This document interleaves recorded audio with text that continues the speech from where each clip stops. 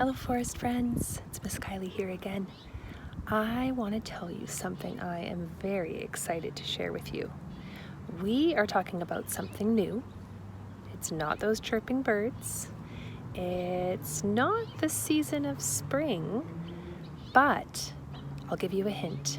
It's big and round and has lots of water and land. We live on it.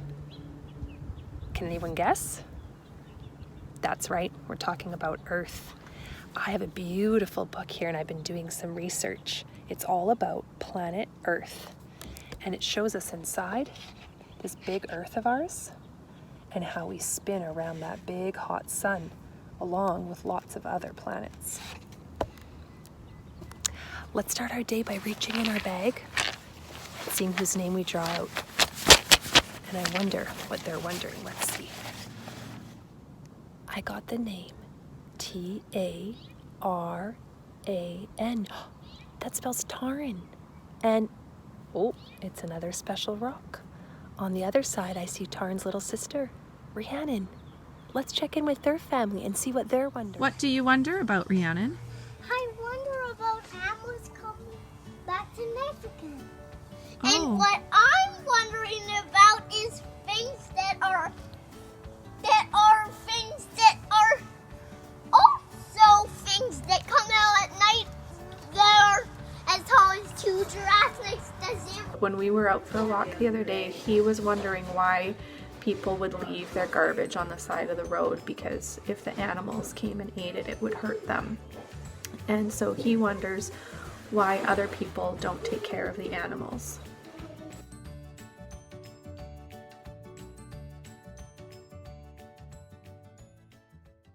Taran, I just love your heart for the animals on our planet Earth. They are very important.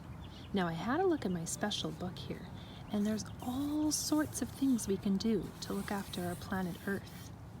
In this picture up here, I noticed some people cleaning out plastics from the ocean, and maybe even using a little less plastic, thinking twice about it, because often it ends up in places where it shouldn't, like near the animals' homes. And like you mentioned, people leaving garbage behind. Unfortunately, some people just don't know any better. But if we work hard, we can take care of this beautiful planet Earth so that the animals and us have somewhere to live for a long time.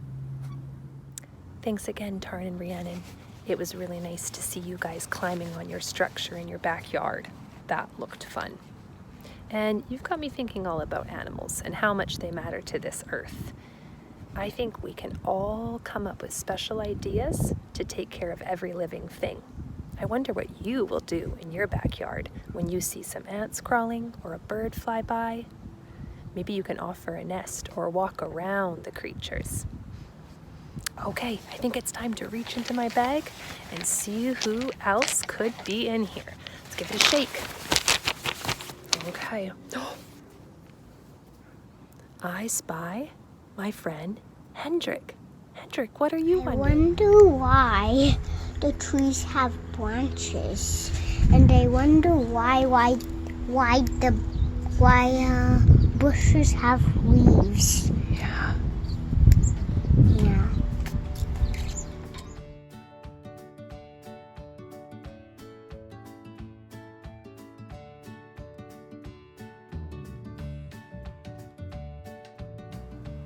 Great question, Hendrik, and it was so good to see you.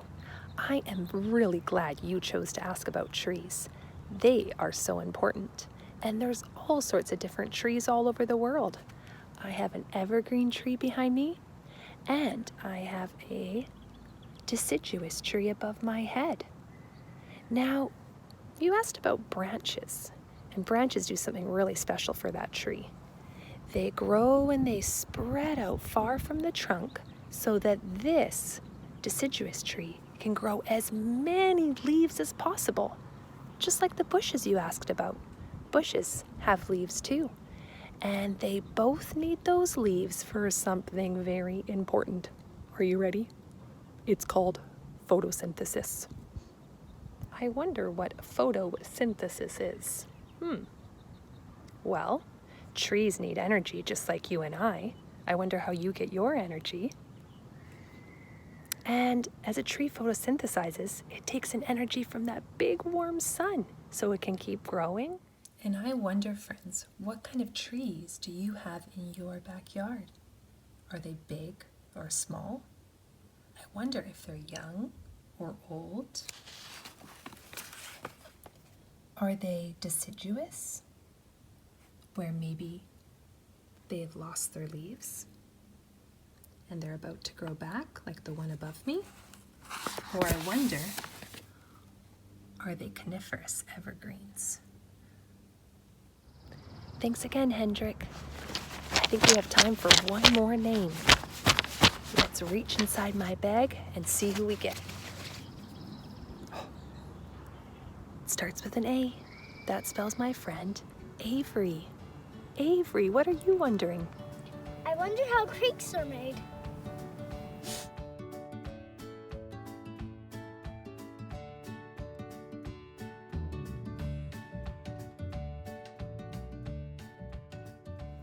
Avery, it was so nice to see your bubbly smile. I love that you asked about something to do with water. We had our friend Tarn Rhiannon that checked in on the animals and taking care of the earth. We had our friend Hendrik ask about those big, beautiful, lush green trees and bushes. And now you remember to check in on water, another important part of our big earth. So I wonder if you ever visit a creek and you look up and around you, if you might happen to be close to some mountains. Now it is the season of spring, and I wonder what could be melting on the tops of those mountains after winter. Where would it go? If something was melting, perhaps snow or ice was melting because of the warmth, where would it go? I think that's how we find those special creeks. At the top of our mountains, we see some white snow.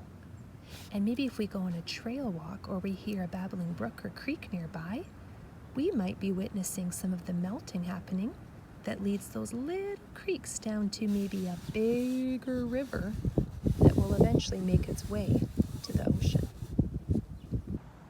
Now that we've been exploring different parts of our big, wide earth, I wonder what your favorite part of this earth is. Maybe it's the spring flowers, the mountains, the rivers or the creeks. I wonder if you could tell a family member, maybe your mom or dad, what do you love about this earth? And what do you want to take care of? Maybe it's the animals like Taryn. I also wonder if you guys have heard of something interesting called earthing. Now make sure you check with mom or dad first. But if you have a nice grassy patch outside your yard or maybe some soil, you can take off your sandals or shoes. And I challenge you to go for a walk in your bare feet. Some people call that earthing, and it's kind of a special way to connect to our earth. Tell someone how it feels. I wonder if you like it, or if you don't like it, maybe it's squishy between your toes and you'd rather have your shoes on. You get to decide. Keep wondering, friends. Until next time.